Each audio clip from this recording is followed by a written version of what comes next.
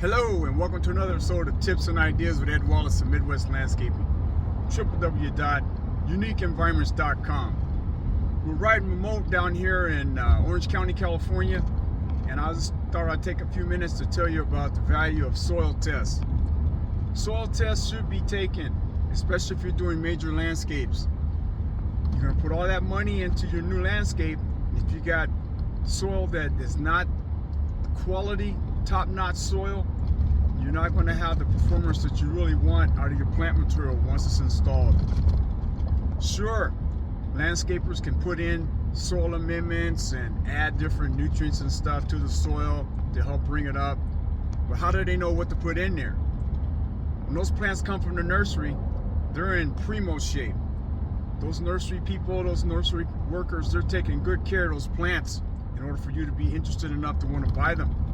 They look good, they're showy, you get them home, you put them in that soil, and what happens? Unless the soil test's done, or unless you know what's going on with that soil, they start looking kind of dingy and funky looking. After a couple weeks, couple months, they're not performing like they did when you seen them at the nursery. You wonder why. The reason why is because they're in a new environment. They're stretching out their roots into a new home. That new home doesn't have the same accommodations that home that they had at the nursery. They were being taken care of. Nice liquid fertilizers, sunlight, a lot of care. Now it's in that cold earth. Stretching out those limbs in that hard soil. It's got nutrients in there that was kind of detrimental to their health. In excess or not enough. So you got challenges with your plant material. The best thing to do beforehand is to get a soil test done. You get a soil test kit, you can order them online. Go online and just type in soil test kits. There'll be a number of companies that'll come up that they'll mail you out a soil test kit. They have instructions inside on how to take the samples.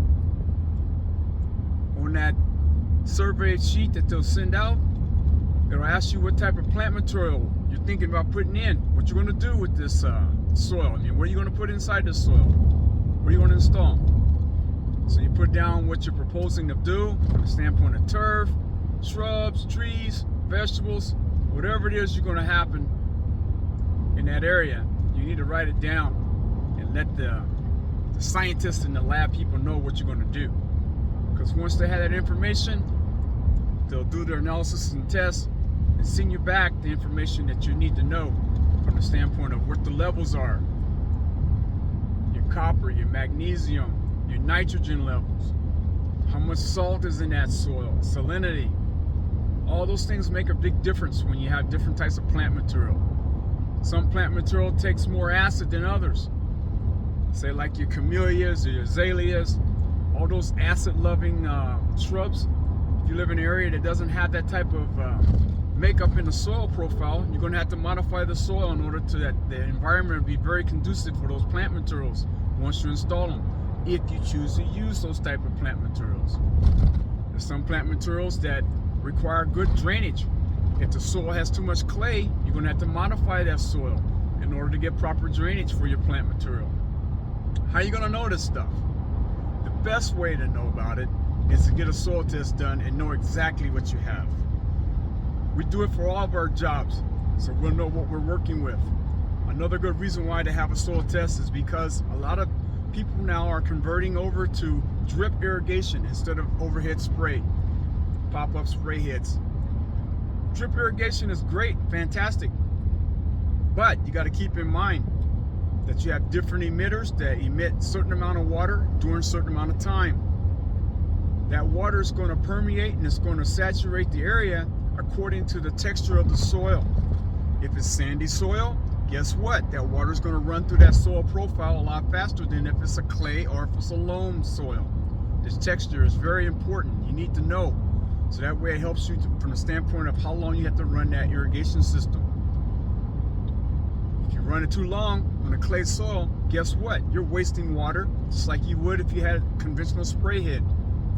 Plus, the possibility of the plants getting root rot is going to be very high too, because it's just too much water in that soil profile, and that clay is not allowing that water to evaporate out as fast as you would want it to. As opposed with, if it's a sandy soil, if you need more moisture in there, you got to run that drip tubing a lot longer, a drip irrigation. So you need to know. So that's another good reason why I encourage you to get soil tests done for efficiency in your watering, for your nutrient levels, to know where you're at nutrient wise, and also to know the texture of your soil, so that way whatever you put in, you can be able to modify the soil if necessary and understand what you're working with, so you have less problems when plants go and grow. That's your tip for today. Hopefully it helps.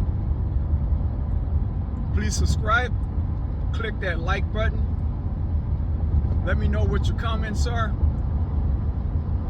and I'll see you in the next video. Thanks for watching.